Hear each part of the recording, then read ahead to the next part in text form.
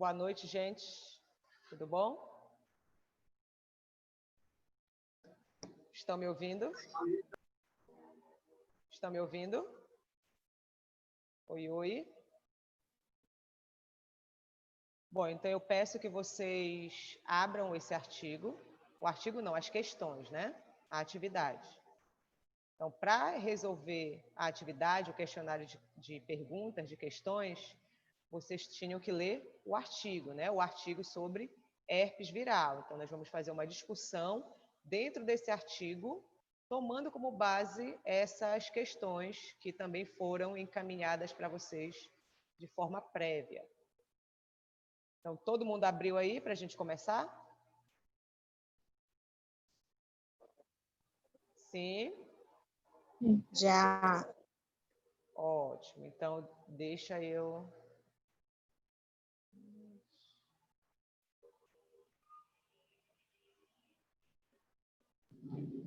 compartilhar aqui as questões com vocês. Professora, eu não respondi todas, viu? Tá, sem problema. A gente vai respondendo juntas. Estão conseguindo ver aqui o compartilhamento? Tá dando para ver? Sim. Sim, agora. Ótimo. Então, vamos lá. Eu sei que vocês leram todinho o artigo, destrincharam, conseguem responder qualquer questão de cabo a rabo, é verdade? Quase, Terceira. mais ou menos. Mesmo aqueles que não responderam tudo, eles deixaram só para apimentar melhor, né, a discussão, deixar em branco assim para que a gente pergunte e já conseguirem resolver sem precisar olhar para cola, para gabarito, nem nada. Então, esse artigo, gente, ele é referente a infecções virais, que no caso é a infecção causada pelo vírus da herpes, né? Que aborda uma atualização clínica, epidemiológica e terapêutica a respeito deste vírus. Então, vamos à primeira questão, bem simples, é aquela questão para não zerar a prova. Quem pode ler essa questão? Facinha. Quem pode ler para a gente?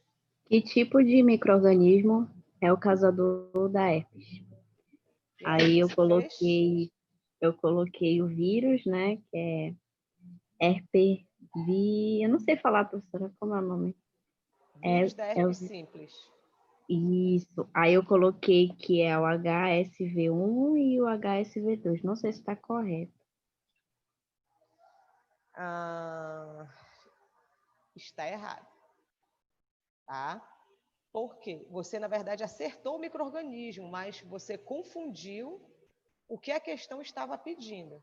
Eu coloquei outra resposta na minha. O que você colocou? Eu coloquei que são formados por 2 vírus, né, da família Herpes viridae, que só foi isso na primeira. Aí já na segunda e terceira já completei, que são herpes simples, né, que é o 1 e o 2. Só citei a família. Vamos esclarecer, então, essa pergunta. Olha o que a pergunta ela está questionando de vocês. Ela pergunta que tipo de micro-organismo é o causador da herpes, né? A herpes é a patologia, é a infecção, tá? Então, eu quero saber o tipo de micro-organismo, eu não quero saber a espécie de vírus, eu não quero saber a família de vírus, tá? Eu não quero saber o gênero do vírus, eu quero saber o tipo de micro-organismo. Para que eu possa responder o tipo de micro-organismo, eu tenho que saber quais são os tipos de micro-organismos que a gente tem conhecimento. Quais são os tipos de micro-organismos que a gente conhece? A nossa disciplina estuda a microbiologia clínica, né? Que é o quê? Que estuda os micro-organismos causadores de infecção, certo? Como eles agem e como eles devem ser tratados, né? Bloqueados. Deu para esclarecer? Então, quais são os tipos de micro-organismos que a gente conhece? Bactérias, vírus, fungos. No caso, a resposta, então, seria vírus. Vírus só. Porque a questão pede que tipo de micro-organismo é o causador dessa infecção. Se eu perguntasse, Entendi. entendeu? Se eu perguntasse que tipo de micro-organismo é o causador da tuberculose, qual é o tipo de micro-organismo? Bactérias, né? Se eu perguntasse que tipo de micro-organismo é o causador das micoses, qual seria a resposta? Fungos. Aqui eu estou perguntando que tipo de micro-organismo é o causador da herpes, desse tipo de infecção causada por micro-organismo. Que micro-organismo é esse? Os vírus. Tá? Então, a resposta da primeira questão é os vírus. Tá? O micro-organismo é o vírus, no caso. Está no singular. Deu para esclarecer a dúvida das meninas que responderam? Sim, obrigada, professor. Sim. Tá, então vamos avançando. Essa daí tá facinho, a segunda também tá fácil. Quem pode ler a segunda? Eu. Eu. Em qual local o HCV geralmente se manifesta clinicamente? HSV1, né? O tipo 1, ele se manifesta orofacial, mas também podendo se manifestar na genital. Tá. Alisson, a pergunta é geralmente, tá? Mas se você respondesse também que pode infectar a região genital, a tua questão não estaria errada, tá? Mas só para você ter bem claro isso em mente. Geralmente, né, ele se manifesta clinicamente, ele causa lesões nas regiões orofaciais, beleza? Mas, como o Alisson até já adiantou, isso seria uma discussão, seria até algo que eu iria perguntar para vocês, e o Alisson já falou, o HSV1, ele tem afinidade, né, pelas regiões orofaciais. Ele gosta das regiões orofaciais. Ele se aloja com mais facilidade, ele gosta de estar ali. Mas ele pode também, né, porventura, também causar infecção nas regiões genitais, tá? Só faltou mais um elemento para complementar a sua resposta, Alisson. O HSV1, ele se manifesta clinicamente tanto nas regiões orofaciais quanto nos gânglios trigêmeos. Isso. Tá? Então, só faltou isso, mas está tudo certinho. Quem Eu pode ler a especifiquei, próxima? professora, eu coloquei boca. Tá errado alguma O que coisa? mais? O que mais? Você colocou o quê? Boca, o que mais? Deixa eu ler aqui, eu botei Leia. boca e eu coloquei essa última que a senhora acabou de falar aí, que é glândula, né? Gânglios, Que a senhora acabou... gânglios. Isso, que a senhora acabou de Gânglios falar. trigêmeos. Aí eu A boca coloquei tá assim, certo, tá certo. aí eu coloquei mais casos de infecção genital, né? Pode ocorrer, né?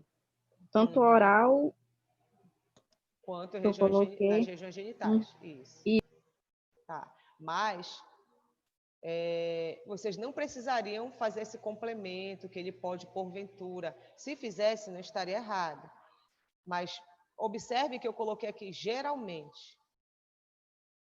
Tá? Ou seja, em geral, ele se manifesta onde? Nas regiões orofaciais e nos gânglios trigêmeos. Mas do jeito que vocês colocaram, não estaria errado também. Mas só para vocês terem cuidado na hora de interpretar a questão, tá? Certo? Vamos para a terceira. Quem pode ler a terceira? Que é bem parecida com a segunda, só que agora fala do HSV2. Quem aí com uma voz linda e maravilhosa? Em qual local o HSV2 geralmente se manifesta clinicamente? Em qual? Região genital e gânglios sacrais. Muito bem, muito bem. Nas regiões genitais e nos gânglios sacrais. Mas o HSV2, assim como o HSV1, que pode infectar regiões genitais, o HSV2 pode infectar regiões orofaciais? Sim. Sim, muito bem. Olha, vocês leram, né? Gostando de ver. Quarta questão. Quem pode ler a quarta questão? Ler e responder. Mas se não souber responder, não tem problema, que eu vou abrir para os colegas responderem, ou a gente pode também responder aqui. Quem pode ler a quarta? Vamos, que eu estava com saudade de vocês. Quero ouvir a voz de vocês. Professora, Vou essa ler. daí eu não cheguei. Ah, tá. Quais falar. as formas de contágio para o HSV1 e para o HSV2? Essa eu não respondi. Não, mas vou dar um macete para vocês. Professora, eu não cheguei a responder, mas eu vou ter um pouco a base. Pode ser transmitido sexualmente, professora? Caso o HSV2, né? Você está falando do HSV2, Ah, tá. tá? Assim, Entendi. o ato sexual, ele na verdade é um meio para que você possa adquirir essa infecção. Mas a resposta em si é por meio do contato com regiões genitais infectadas, no caso do HSV2. Certo? No caso do HSV2, o contágio se dá por meio de contato com regiões genitais infectadas. E como é que a gente entra em contato com a região genital de alguém? Qual é a forma? Por Sexo meio sem proteção. sexo. Sexo oral. Isso, por meio do sexo. Então, para que você possa se infectar, o indivíduo, né, tem que estar infectado, lá a região genital dele tem que estar infectada, tem que estar com o vírus alojado ali, e você entrando em contato, né, com a região genital dele infectada, e por meio do ato sexual, que tem movimentos de fricção bastante acelerados, isso causa microlesões, tá?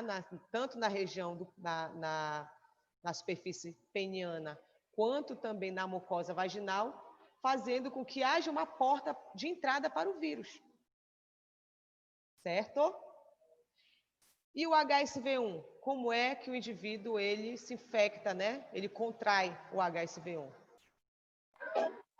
Professora, seria por objetos contaminados ou até mesmo beijo, né? Por meio de... Deixa eu dar um macetezinho aqui para vocês, olha. Vocês viram aqui na questão 2 e 3 que o HSV1 ele se aloja onde? Especificamente? Na boca, né? Regiões Orofacial. orofaciais. Isso. E o HSV2 nas regiões genitais, Genital. certo? Então, para que eu possa contrair a infecção, eu tenho que entrar em contato com essas regiões. Deu para entender? Então, a forma de contágio do HSV1 é por meio do contato com regiões orofaciais infectadas. Se eu beijar alguém infectado e eu tiver com uma lesãozinha também, ou algum ferimento, uma porta de entrada para o vírus, eu vou adquirir a infecção. Eu também vou contrair a herpes. Se eu não tiver com nenhum ferimento, seja ele na região externa dos lábios, quanto na região interior da mucosa, gengiva, nem nada, aí eu não vou adquirir, porque o vírus precisa de uma porta de entrada. Então, entrando em contato com regiões infectadas e você também estando com uma lesão, você vai adquirir, contrair a infecção, certo?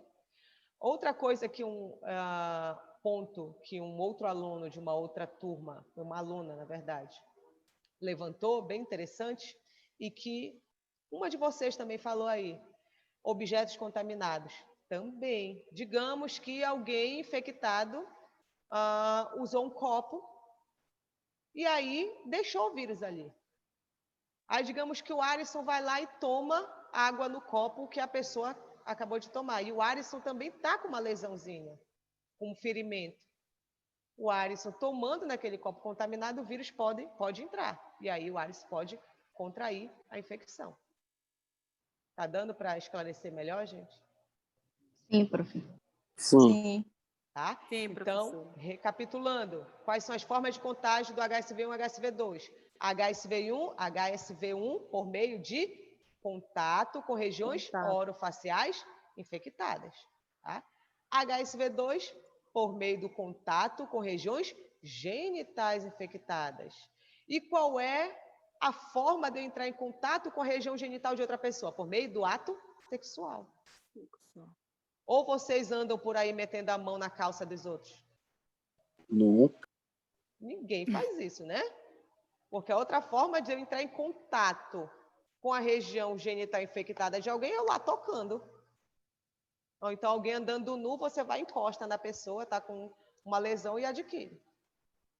Então, qual é a forma geral de entrar em contato com a região sexual de alguém, né? Com os órgãos genitais, é por meio do ato sexual. Por isso que o HSV2 também é considerado como uma doença sexualmente transmissível. Certo? Deu para esclarecer? Ótimo. Sim. Então, Sim, professora. vamos para a quinta. Essa daqui é bem interessante. Quero ver quem respondeu essa. Eu vou ler para vocês. Quais os métodos diagnósticos? Aqui eu vejo, aqui na quarta questão, a gente discutiu como a pessoa contrai, né? Então, como alguém infectado transmite para outro. Aqui eu quero saber na quinta, como eu vou diagnosticar? Como é que eu vou concluir, por meio de testes laboratoriais, que uma pessoa está com herpes ou não? Tá? Então, quais são os métodos de diagnóstico, de investigação, utilizados para estas infecções? E qual é o objetivo, né? O porquê de cada uma? Cada teste diagnóstico tem um objetivo, certo? Então, quem respondeu essa daí? Grande candidata à prova essa questão. É muito interessante. Quem respondeu essa? Ninguém. Professora, são vários testes. O artigo, né? De acordo com o artigo, que o artigo está mostrando. São quantos métodos? São vários, como a Maria José já falou aí. São 3. Tem Mais de 4 3. métodos aqui. São mais de 4.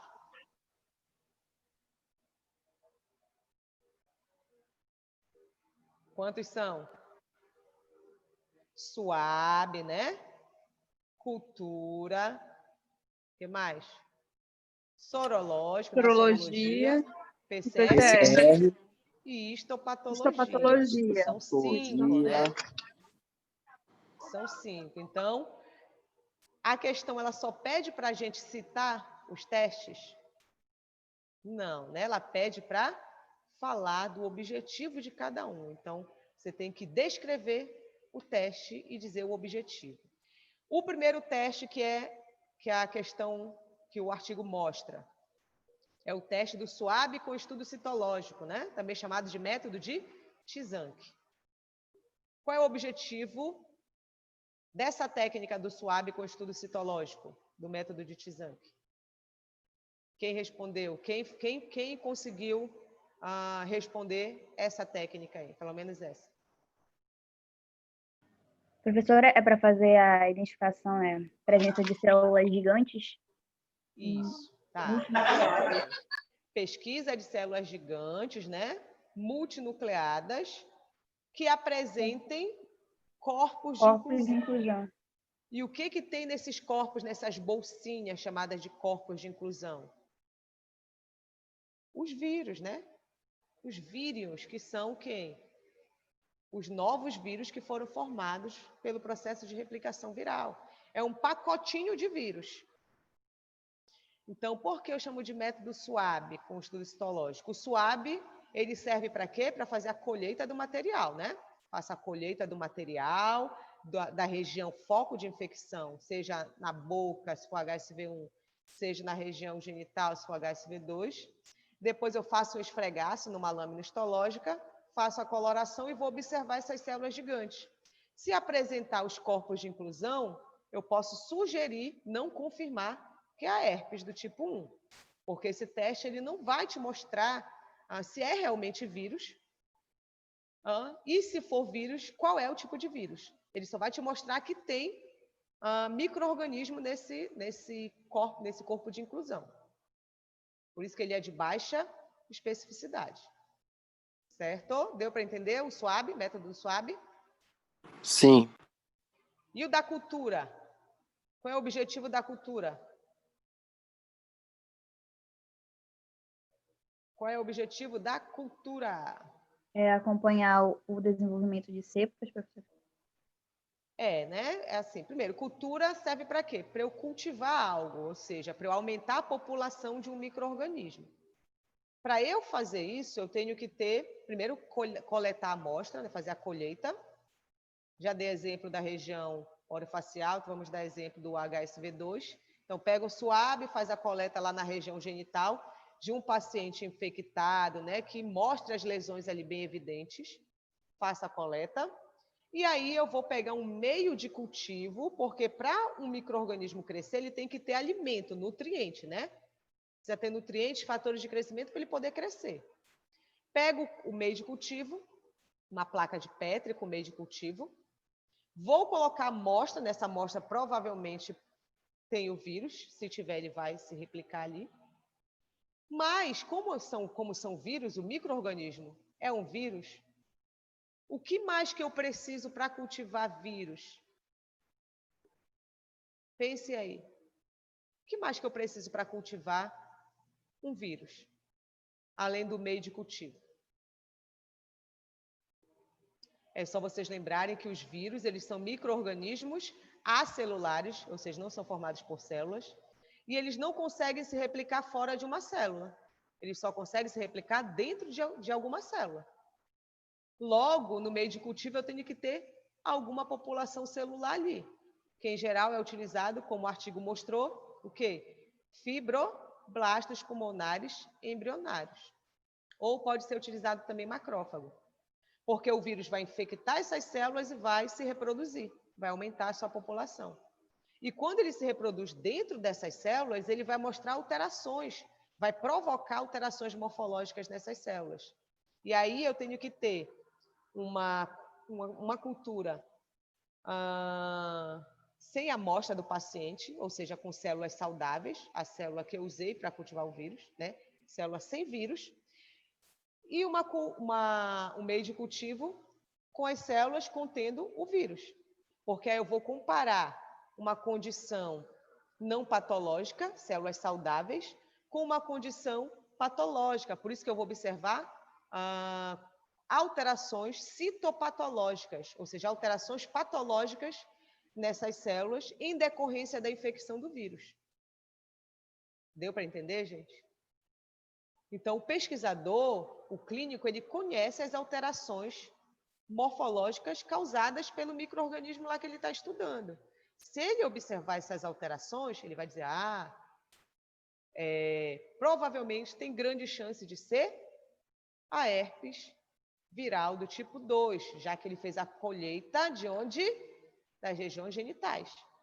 Mas, né, como a gente sabe que o HSV1 também pode infectar as regiões genitais, pode ser também que seja o HSV1, instalado numa região de tropismo do HSV2. Deu para entender o objetivo da cultura? Eu vou cultivar os vírus em meio de cultivo, contendo célula, porque ele infecta essas células, para observar as alterações citopatológicas nessas células. Deu para entender, gente? Sim, professora. É bem mais trabalhoso, né? Um pouquinho complicado, não, né? É um pouquinho realmente mais trabalhoso, porque você tem que fazer a colheita, você tem que separar o meio de cultivo, não pode estar contaminado, você tem que colocar as células onde os vírus irão infectar, né? Depois levar para uma estufa, aguardar de 24 a 48 horas para depois pegar essa amostra, centrifugar, fazer uma lâmina, corar essa lâmina e observar, tá? em microscópio de contraste de fase. Certo? Um outro método é o sorológico. Qual é o objetivo do sorológico? Qual é o objetivo do método sorológico, do teste sorológico? É observar a presença de anticorpos no plasma do indivíduo ou a presença de vírus nas regiões lesionadas, né? Então, digamos que eu faça a coleta do sangue do indivíduo. Eu vou pegar o sangue, separar o plasma das células vermelhas, né? Das hemácias. E o anticorpo, ele vai estar onde? No plasma. Se o indivíduo está com a infecção, ou se ele já teve a infecção, ele tem o quê, gente? O anticorpo. Eu digo já teve a infecção, não é nem tão certo falar assim, porque a gente sabe que a herpes ela tem cura ou não tem cura? Não tem cura. Não tem. Cura. Então, o indivíduo, ele vai... Não tem. Isso. Uma vez adquirida, ele vai morrer com essa infecção. Quando eu falo o indivíduo não está... Eu estou falando que ele não está sintomático, tá? Mas o indivíduo, ele apresenta o quê, gente? Anticorpo. Então, eu vou pegar esse plasma, onde o anticorpo está, vou pegar uma plaquinha de ensaio contendo antígenos do vírus e vou colocar essa amostra lá.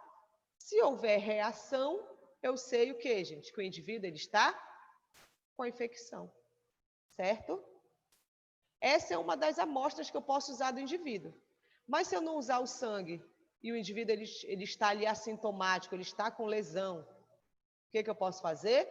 Pegar um suave, fazer a colheita da amostra. Nessa colheita da amostra, o que tem lá, gente? É anticorpo? Sim. Não, né? Não. Na lesão eu tenho o vírus. No sangue eu tenho o quê? O anticorpo, que é a resposta, me mostra a resposta, a consequência da presença do vírus no organismo desse indivíduo. A resposta imunológica do indivíduo em relação à presença desse micro-organismo. Na região onde o vírus se instala, eu tenho o quê? O vírus ali. Então, quando eu pego o suave e faço a colheita dessa amostra, eu estou coletando o vírus. Se eu estou coletando o vírus, o que eu tenho que ter na minha plaquinha de ensaio sorológico? Eu tenho que ter o quê, gente? Eu tenho que ter o anticorpo.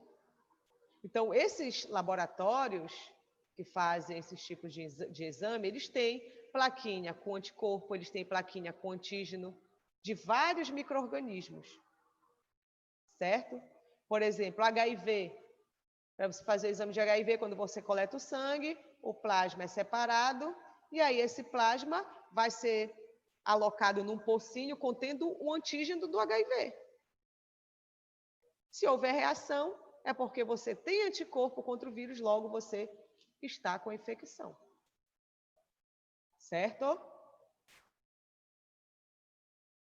E aí? Deu para entender? Então, se eu uso o sangue, eu separo o plasma, eu vou ter na minha plaquinha o antígeno. Tá? Ou o fragmento, o antígeno viral, né? Ou o vírus inteiro, porque o plasma ele vai encontrar o antígeno do vírus. Mas se eu coleto a amostra do foco de infecção, eu vou ter na minha plaquinha o anticorpo. Porque lembre, numa sorologia é sempre a interação antígeno e anticorpo. Antígeno e anticorpo que se unem, né? De forma específica, mostrando uma reação. E essa reação... Oi. Desculpa, eu tenho só uma pergunta. O que vai determinar mesmo eu escolher um método, no caso? O que vai determinar? Bom, tem vários métodos, né? Sim, mas tem vários. Cheguei lá, mas o que vai determinar eu escolher o melhor método? O melhor de todos é o PCR, porque o PCR é específico, porque você vai lá no material genético do vírus. Mas, muitas das vezes, né, o indivíduo não tem condição de fazer um exame desse, que é caro, ou não tem disponível esse exame para fazer, digamos, sei lá, no SUS. Você tem que ver qual é o que tem de mais facilidade para você naquele momento. O que tem ali de disponível no momento. O indivíduo está mostrando todas as características clínicas, né? Você fez o exame anamnético, ele está com lesão, ele está com desconforto, essa lesão já não aparece a primeira vez nele, já é recorrente, é mais um alerta aí. Eu posso fazer, então, logo aí um sorológico, que é rápido e não é tão caro, tá? Ou eu posso fazer o mais baratinho, mais simples de todos, é esse SUAB com estudo citológico. Eu só preciso fazer a lâmina e jogar um corante e analisar. Só que ele não é confirmatório, ele não é específico, mas já é um dos testes para que eu possa montar o meu quebra-cabeça e já direcionar esse paciente para um tratamento prévio, antes de confirmar. Certo, Laís? Aí não tenho certeza ainda. Aí eu posso fazer um outro método. Até chegar, se tiver condição, se tiver disponível, eu posso fazer o PCR, que é mais específico. Ok? Obrigada, professor. Por nada. Por fim, está faltando quem? Qual o método? O método PCR, né? O ensaio do PCR. E o que significa PCR? Quem lembra aí? Quem conhece, quem já trabalhou em algum laboratório molecular, que tem técnicas moleculares? O que é o PCR? Ninguém? Reação em cadeia da polimerase. Isso que significa PCR. É uma técnica molecular que vai pesquisar antígenos virais presentes em pacientes infectados. Se o paciente estiver infectado, esses antígenos virais eles serão replicados por essa técnica, né? No aparato completo dessa técnica. Agora, vamos lá passo a passo. Primeiramente, o que é que eu tenho que fazer? Fazer a colheita da amostra do indivíduo. Se eu estiver desconfiando que seja suspeita de que seja HSV1, eu vou fazer a colheita da onde? Da boca ou das regiões genitais? Da boca. Da boca. Boca, professora. Agora, se eu estiver desconfiando que seja HSV2, eu vou fazer a colheita de onde? Regiões genitais. Então, quando eu faço a colheita dessa amostra, eu estou buscando o que dali? O vírus. Tá? Coletando o vírus. Por quê? Porque eu estou com lesão ali, então quer dizer que o vírus está replicando ali naquele tecido. Então, eu faço a colheita do vírus. E aí eu vou isolar o DNA do vírus. Eu vou tirar toda aquela parte lá de envoltório proteico, né? Capsídeo. Se o vírus for envelopado, o envelope, deixar apenas o material genético. Cada micro-organismo tem antígenos específicos. Bactérias, uma espécie X de bactéria, digamos a tuberculose, a bactéria da tuberculose, né? O Mycobacterium tuberculose, tem antígenos específicos. O vírus do HSV1 tem antígeno específico. Quando eu falo antígeno específico, são proteínas antigênicas presentes apenas nele e nem mais um outro micro-organismo. O HSV2 tem antígenos específicos presentes apenas neles. Então, para eu investigar o HSV1, eu tenho que conhecer o genoma do vírus. E eu tenho que determinar que tipo de antígeno eu vou investigar. Ele tem vários, eu posso escolher um. O X, digamos, o antígeno X. Eu quero ver se na amostra desse paciente tem o antígeno X. Vai ter o gene que vai codificar o antígeno X. Se lá no final da minha técnica eu encontrar, eu sei que o paciente está com vírus. Logo, ele está infectado, ele está com herpes, ele está infectado pelo vírus da herpes. Então, voltando, recapitulando aqui. Eu faço a coleta do material, isolo o material genético.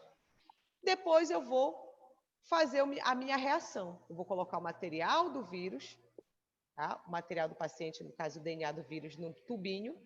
Nesse tubinho eu vou jogar um prime. O que é o prime? O prime é uma sequência de DNA ou RNA, tá? Nesse caso é de DNA porque o vírus é um vírus de DNA, que seja complementar à sequência que eu quero estudar. Que sequência é essa? O gene que codifica o antígeno específico do vírus HSV1, que é esse que eu quero saber se o indivíduo está ou não com essa infecção. Tá? Aí o prime vai e anela, né? Pareia com a região de interesse que eu estou estudando, que é o gene do antígeno. Depois eu vou fazer cópias desse material, várias cópias. DNA é o quê? É um ácido nucleico, certo? Lembram disso lá da titia Tatiane, do titio Bruno? É o ácido nucleico. O ácido nucleico é uma macromolécula formada por quais tijolinhos, quais subunidades? Quais são as subunidades que formam os ácidos nucleicos? Hã? Ninguém lembra? Nucleotídeo. Muito bem, nucleotídeos. Parabéns, Valéria. Os nucleotídeos. Então, para eu fazer mais DNA, que é um ácido nucleico, eu preciso de quê? Matéria-prima. Eu preciso das subunidades que vão formar ele. Então, logo nessa reação entra quem também? Nucleotídeos. Os nucleotídeos que compõem uma cadeia de DNA, que é quem? Adenina, timina, citosina e guanina. Eu tenho que ter os DNTPs, os nucleotídeos também ali. Então, eu já tenho o quê? O DNA do vírus, eu tenho o prime, que vai encontrar a região de interesse que eu quero replicar, eu tenho os nucleotídeos, está faltando a enzima que vai trabalhar para fazer essa sequência de DNA que eu estou copiando. Quem é essa enzima? DNA polimerase. Muito bem, Alisson, a DNA polimerase. Orgulho dessa turma aí, professor. Ah, o Alisson é? Muito bem, Alisson. Muito orgulho, então, de você também, de todos. O que a DNA polimerase irá fazer?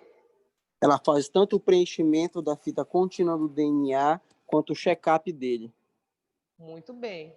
Nesse caso, essa daí ela é uma DNA polimerase apenas de replicação, tá?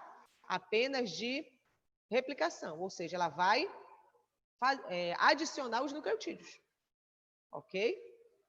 Tá? Ela não é de reparo, essa daí não é de reparo, tá?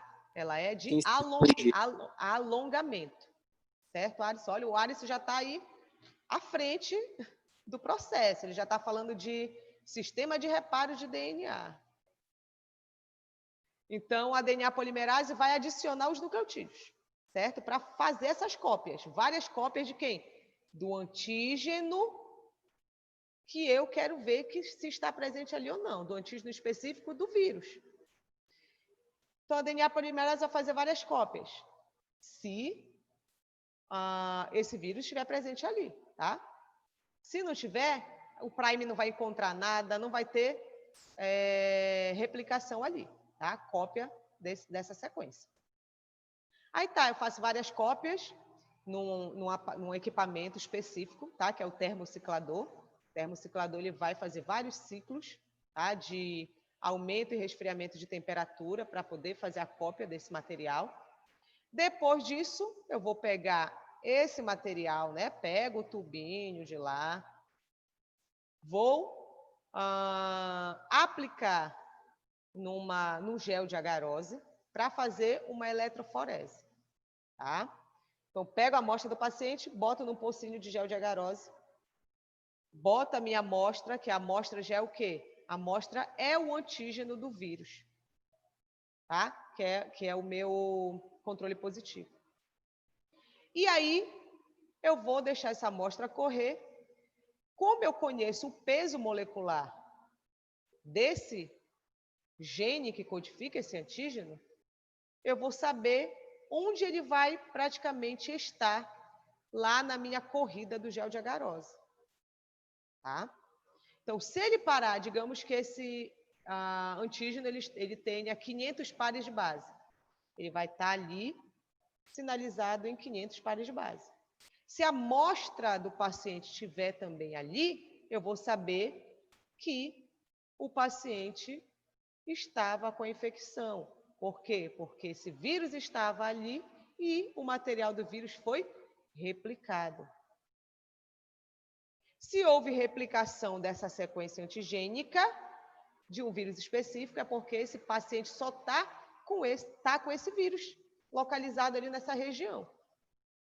Ah, professora, mas não poderia ser a bactéria? Não poderia ser o HSV2?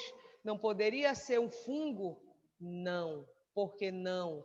Porque eu fui buscar um antígeno presente apenas no HSV1, que não está presente em bactéria, que não está no HSV2, que não está no vírus do HIV, que não está em outro tipo de vírus, só no HSV1.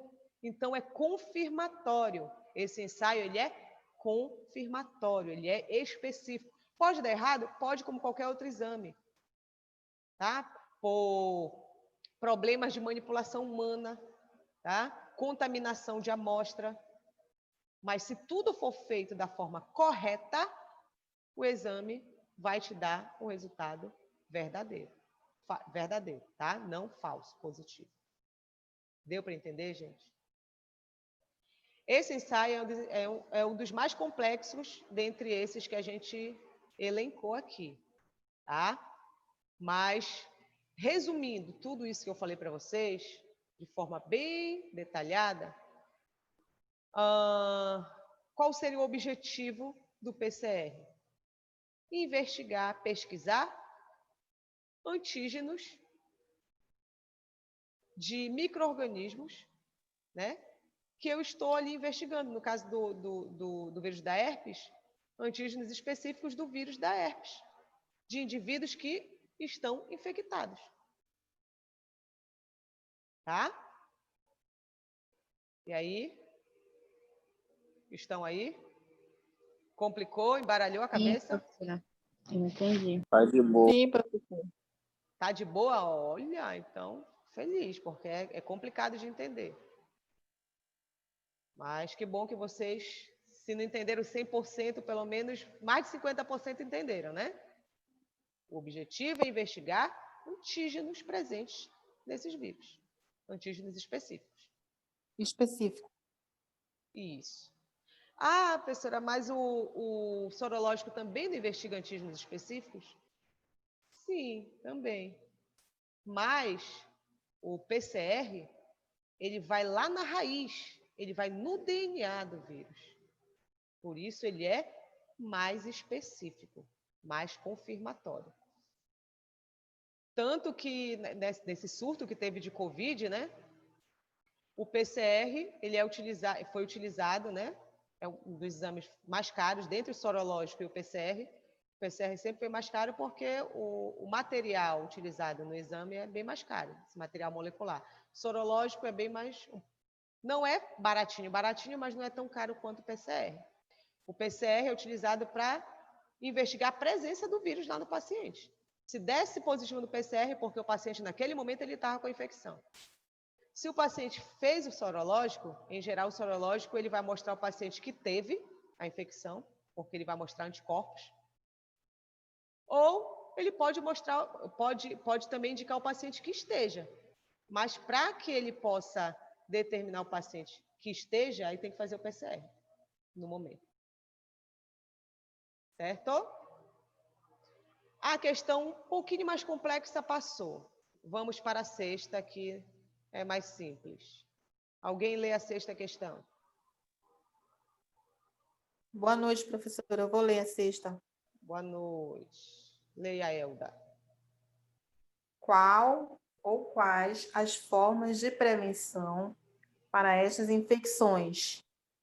Só que eu não Você respondi, respondeu? professor. Não? Não. Quem respondeu aí? Tudo bem, não tem problema nenhum, não. Mais uma vez, vocês podem utilizar aquele macete que eu dei. Tá?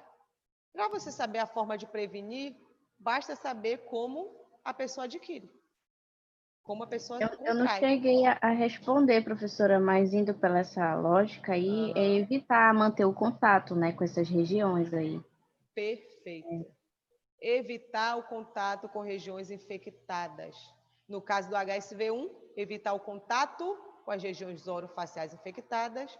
No caso do HSV2, evitar o contato com as regiões genitais infectadas. Ou seja, no caso do HSV2, evitar o sexo sem prevenção. Tá?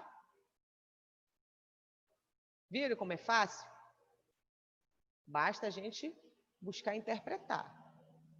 7ª questão para a gente fechar. Essa daqui é a segunda com nível também de complexidade, né? As mais complexas foram a 5ª e a 7ª.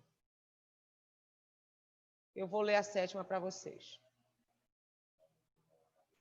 Qual ou quais as formas de tratamento para estas infecções? Caso seja utilizada uma antimicrobianoterapia, descreva o mecanismo de ação de pelo menos 2 antimicrobianos que apresentem mecanismo de ação diferente.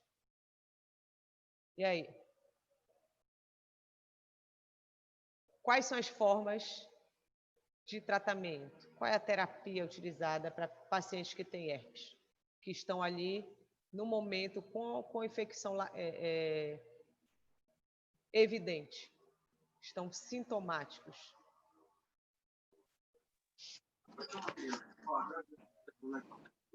Vai, Alisson. Asepsia com álcool e éter, pode ser usado o gelo também. O fármaco utilizado é o aciclovir. O mecanismo de ação, a Laís vai explicar. Quem vai explicar? A Laís. Não joga A pra Laís mim. vai explicar, é? Bora, Laís. Alisson, você sabe explicar, que eu sei. Sempre usar cotonete e sempre descartar para que de uma forma segura, para também não acabar infectando quem está fazendo essa asepsia, ou então até mesmo a gente. Não sei o mecanismo de ação. Tá, vamos lá. Uma das primeiras providências é fazer esse tratamento tópico, né? Com os cuidados locais. Uso de gelo para melhorar aquele desconforto, né? Coloca o gelo, porque fica muito sensível, esquenta. Álcool e éter para fazer a asepsia, né? Para melhorar o desconforto e melhorar a asepsia. Com relação à antimicrobianoterapia, o grupo de antiviral, né, que é utilizado é o antiviral do grupo dos análogos sintéticos de nucleotídeos ou nucleosídeos, ou seja, o que é um análogo? É algo que é igual? Não, né? Análogo é algo semelhante, certo? Então, o grupo de antivirais é dentro desse sistema de análogo sintético de nucleotídeos. E quem são os nucleotídeos? Os nucleotídeos, eles são as subunidades formadoras de quem? Do DNA. Do DNA, do RNA, né? De material genético, de ácido nucleico, certo? Os antimicrobianos que são utilizados é o aciclovir e o valaciclovir. Na verdade, o valaciclovir, ele é uma prodroga do aciclovir. Ou seja, se o paciente ele for administrado a ele o valaciclovir, ele vai ser convertido primeiro em aciclovir, certo? Ele é metabolizado lá no intestino, tá? E nas regiões hepáticas por enzimas hidroxilases e é convertido em aciclovir. Quando chega na forma de aciclovir, o aciclovir ele vai ser o quê? Fosforilado. Ele sofre uma fosforilação sequencial. E o que é fosforilar, gente? É adicionar agrupamentos fosfatos. Quem é que faz essa fosforilação? É uma enzima viral chamada de timina quinase, tá? Timidina quinase. Toda e qualquer quinase são enzimas que fosforilam, tá? Adicionam fosfato lá do ATP na molécula. Quando o aciclovir ele vai sendo fosforilado sequencialmente, ele chega numa forma chamada de GTP, guanosina trifosfato. E GTP é o quê, gente? É um nucleotídeo. Só que ele é um nucleotídeo natural, normal? Não, né? Ele é um análogo. Ele é um falso. Ele é um falso que vai entrar na formação da cadeia de DNA do vírus.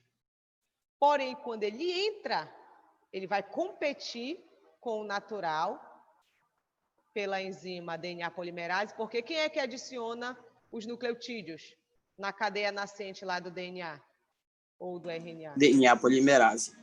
No caso do DNA, a DNA polimerase. A DNA polimerase ela pega os nucleotídeos e vai adicionando.